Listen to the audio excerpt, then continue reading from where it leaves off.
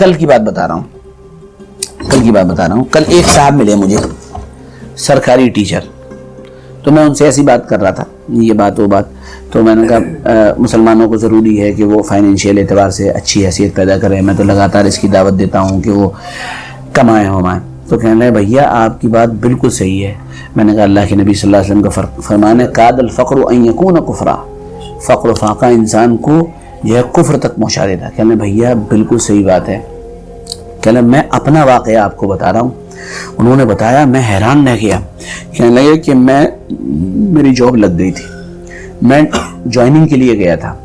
تو وہ جو ہمارے جو جوائن کروانے والا تھا اس نے کہا کہ آپ جوائن کر رہے ہیں، آپ مسلمان ہیں، ہمارے یہاں صبح وندے ماترم ہوگا، آپ وہ نہیں کہیں گے.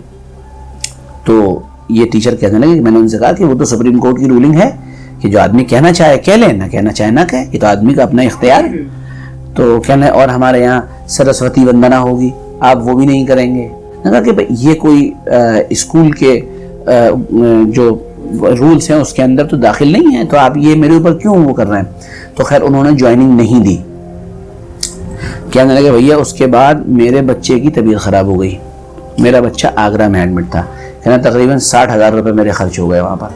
کہنے بھیا میرے پیسے خرچ ہو رہے تھے، اور چونکہ میری اسکول میں جوائننگ نہیں تھی، میرے پاس پیسے بھی زیادہ نہیں تھے، تو میرے دل میں بار بار یہ خیال آ رہا تھا، ارے یار کہہ لیتے وندے ماترم، یار کیا رہ جائے یار، کر لیتے یار سرسوتی وندنا، کون سا کیا جا رہا تھا، بتاؤ پیسے تو ہوتے کم سے کم ہمارے پاس. یہ ایک پڑھے لکھے سمجھدار انسان کے الفاظ ہیں حضرت، کہ وہ کفر و شرک پر راضی ہونے کے لیے تیار تھا. کب؟ جب اس کی جیب میں پیسہ نہیں ہے. جو میں بار بار کہتا ہوں نا، پیسے کی اہمیت اور پیسے کی فضیلت، وہ اسی لیے کہتا ہوں، اسی لیے بار بار، کہ انسان جب اس کی جیب میں پیسے کی گرمی نہیں ہوتی ہے وہ پریشان ہو جاتا ہے. بھائی صاحب دماغ کام کرنا بند کر دیتا ہے. ایک عالم دین سے میں پرسوں بات کر رہا تھا.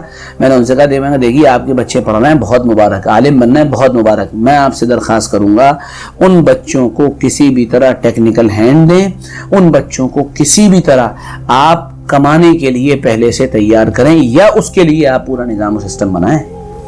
کیونکہ عالم بنانا فرض نہیں ہے، حلال کھلانا یا اپنے بچوں کو حلال کھلوانا یہ فرض ہے. عالم بنانا ضروری نہیں ہے. کہیں نہیں لکھا کوئی کہہ کے نہیں مرا آپ سے کہ تم عالم بنانا اپنے بچوں کو، لیکن یہ ضروری ہے کہ اپنے بچے کو حلال کھلائیں اور اس کو حلال پر کھڑا کریں. یہ فرض ہے، یہ فرض ہے، فرض. اسی لیے تو اللہ کے نبی صلی اللہ علیہ وسلم نے فرمایا کہ کسب الحلال فریضۃ بعد الفریضہ. تمام فرائض کے بعد سب سے بڑا فرض جو ہے، فرض کا ہے، وہ کیا ہے؟ حلال کمانا ہے.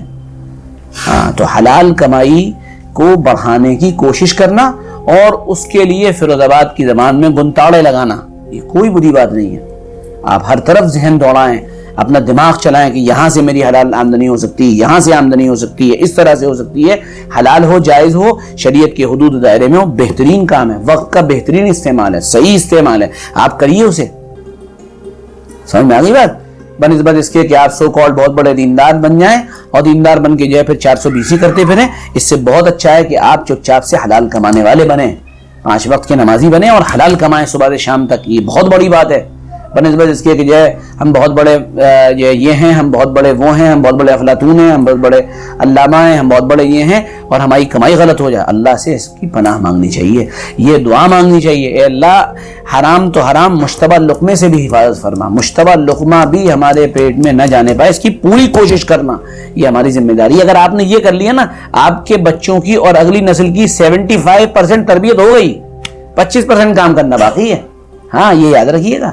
اس لیے میں بار بار جو زور دیتا ہوں، پیسے کی اہمیت، پیسے کی ضرورت، پیسے کی افادیت، پیسہ کتنا فائدہ مند اور بینیفیشیل ہے ہمارے، بار بار میں اسی لیے کہتا ہوں کیونکہ جب یہ چیز ہلتی ہے تو پھر آدمی کہیں بھی جا سکتا ہے، یہ یاد رکھنا.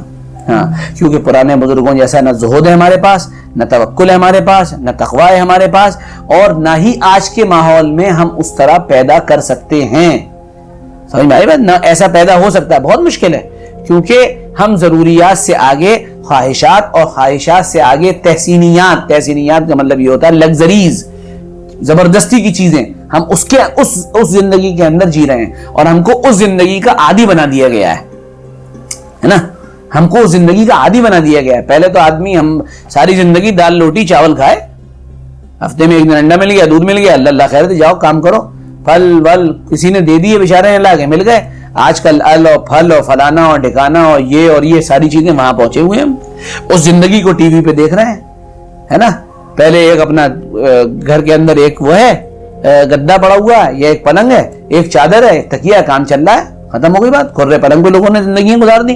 और आज गद्दा होना चाहिए और बेड होना चाहिए, स्लीप वेल का गद्दा होना चाहिए, एक एयर कंडीशन होना चाहिए, और फिर साइड में लगाने के लिए पौधे होने चाहिए, छोटा पौधा अलग होना चाहिए, एक चीज यूं होनी चाहिए, एक लाइट ऐसी होनी चाहिए, एक बंद वाली लाइट होनी चाहिए, एक सीधी लाइट होनी चाहिए, एक ऊंची लाइट होनी चाहिए, और इंतजाम इन्वर्टर का होना चाहिए, इन्वर्टर एक नहीं दो होने चाहिए, एक जियो। ये सारे क्या है? ये सब चोचले हैं हमारे, है ना। हम अपने ख्वाहिशों के गुलाम बन चुके हैं। अब ऐसे में अगर खुदा न करे हमारा स्टेटस नीचे हुआ तो भाई साहब छींके आ जाएंगी, हालत खराब नहीं पतली हो जाएगी। हाँ, मामला 19 हो जाएगा, 19 नहीं 17 15 पे आ जाएगा मामला, -15 पे न चला जाएगा ये मामला। इसलिए भाई मैं बार बार इस बात पे आपसे जोर देता हूं, हलाल और पाक कमाई की धुन में लगना ये बहुत अहमियत का हामिल है इस दौर में। अगर आप कुछ भी करना चाहते हैं, हलाल पाक कमाई ये इंतहाई जरूरी चीज है भाई, इस पे अपने आप को लाना चाहिए। अल्लाह हम सबको अमल की तौफीक दे। मौलाना सैयद सादिक कासमी सभी तरह के दीनी बयानात, दीन और दुनिया के तमाम मसाइल और तमाम मोटिवेशनल बयानात सुनने के लिए मौलाना सैयद सादिक कासमी यूट्यूब चैनल को सब्सक्राइब करें। मौलाना के बयानात को बाकायदगी से हासिल करने के लिए नोटिफिकेशन बेल पे क्लिक करना बिल्कुल मत भूलिएगा।